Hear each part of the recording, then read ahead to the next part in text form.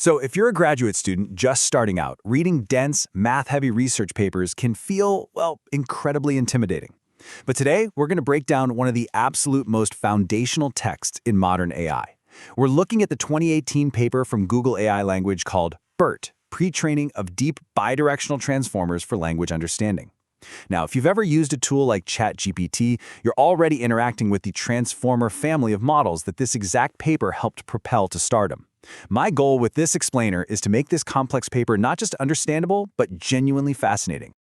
Okay, let's dive right into this by starting with a number that completely shocked the AI world back in 2018, 7.7%. When this paper was published, BERT pushed the state-of-the-art score on the GLUE benchmark, which, by the way, is a massive test of a model's language understanding, by a whopping absolute 7.7%. In the machine learning world, where researchers will literally fight tooth and nail just for a fraction of a percent, a 7.7% jump? That's not just an improvement, that's a total paradigm shift. And that brings us to the core mystery of today's explainer. How exactly did one single, unified model architecture manage to pull off this massive leap? And not just on one specific test, but dominating across 11 completely different linguistic tasks at the exact same time. Seriously, how did it get so smart so fast? Well, here's our roadmap to figure that out. First, the one-way reading problem. Second, enter deep bidirectionality. Third, how BERT actually works. Fourth, smashing the benchmarks. And finally, why BERT matters today. Starting off with Part 1, the one-way reading problem and unidirectional language models. Prior to BERT, language models had this incredibly strict reading limit. They were unidirectional. Imagine trying to read a really complex sentence, but you're forced to read it like an old-school ticker tape, strictly from left to right, without ever being allowed to glance ahead. Now, previous methods tried to deal with this in two pretty flawed ways. First, there was what we can call the feature-based hack, used by a model called Elmo. It tried to solve this by training two completely separate models, one reading left to right, one right to left, and then basically just gluing their outputs together. It's a pretty shallow fix, right? It's kind of like two people reading half a sentence each and trying to combine their thoughts. Then we had the fine-tuning bottleneck, like the original OpenAI GPT. GPT was incredibly smart, but strictly left to right. Every word could only pay attention to the words before it. If you were trying to answer a question where the absolutely crucial context was at the end of the paragraph, you're completely bottlenecked. Which brings us to Part 2, enter deep bidirectionality, the core innovation. The creators of BERT knew they needed a model that could look at the entire context of a sentence simultaneously. Let's use a super simple, everyday analogy to explain this. Let's call it the coffee stain analogy. Imagine you borrow a textbook from the library, but someone spilled coffee right over a key word. You read, "The man went to the blank to buy a carton of milk." How do you instantly know the hidden word is likely store? Well, you didn't just read the left context, "the man went to the." You also processed the right context, "to buy a carton of milk."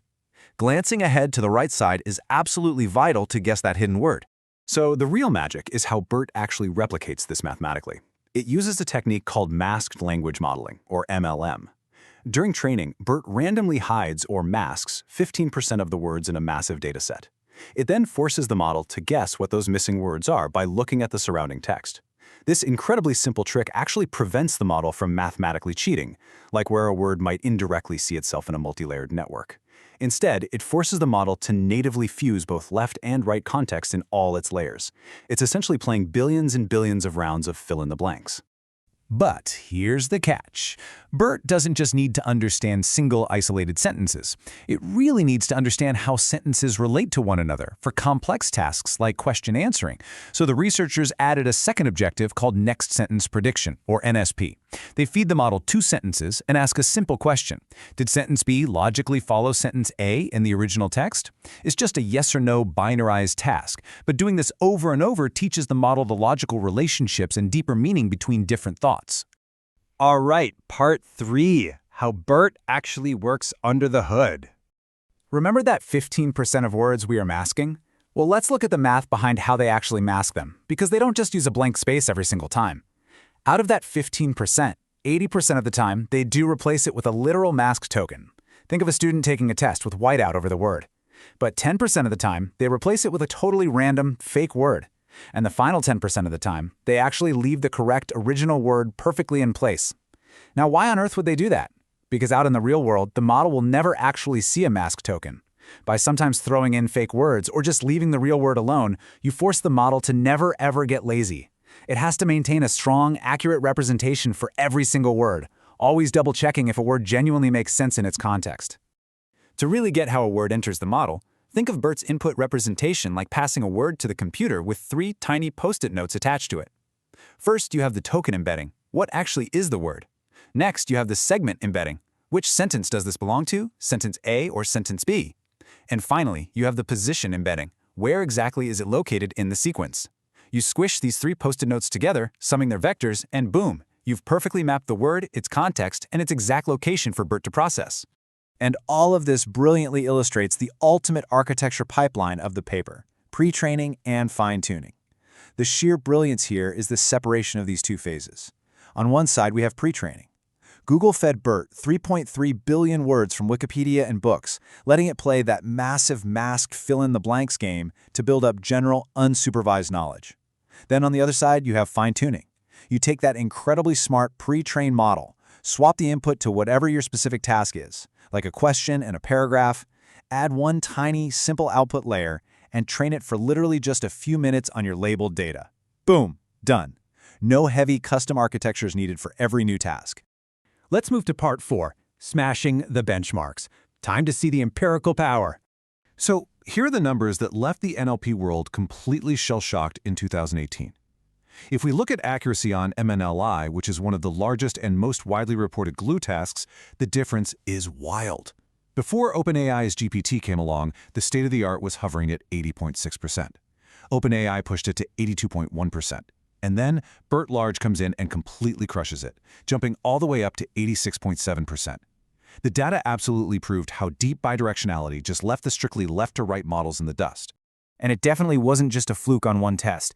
It pushed the overall GLU score up 7.7% absolute points to 85%. It pushed Squad v1.1, which is a major question-answering benchmark, to a massive 93.2. It pushed Squad 2.0 to 83.1. In total, BERT dominated 11 completely different natural language processing tasks. It conclusively proved that a single deeply bidirectional architecture minimizes the need for heavy, task-specific engineering. The generalist model unequivocally beat the specialists. Which leads us perfectly into our final section, Part 5, Why BERT Matters Today and How It Became the Industry Standard. You might be wondering, how does a research paper from 2018 connect to the AI systems we use literally every day right now? Well, if you take only one thing away from this explainer, let it be this equation. Massive unsupervised pre-training plus simple fine-tuning equals the ultimate recipe for AI comprehension. BERT proved that scaling up generalized, unsupervised learning creates models that are incredibly smart at highly specific tasks. This two-step pipeline is the absolute backbone of modern AI development. Today, while massive generative models like GPT-4 dominate the headlines for creating text, BERT and its direct descendants are quietly running the world's digital infrastructure. BERT's bidirectionality is literally the backbone of modern internet search engines. It's exactly how Google understands the deep, contextual meaning behind your search queries, rather than just blindly matching keywords. It's the industry standard for text classification, and it entirely paved the way for scaling up the transformers we see today. So, I want to leave you with this provocative thought as you continue your own journey into AI research. BERT showed us that teaching a machine to look in both directions at once unlocked an unprecedented level of language comprehension. But as we continue to build massive foundation models with hundreds of billions, even trillions of parameters, what happens to machine intelligence when we scale this bidirectional intuition even farther? At that scale, does it simply understand language, or does it genuinely begin to understand the world? Thanks so much for joining me on this explainer, and I hope this makes tackling the BERT paper a total breeze.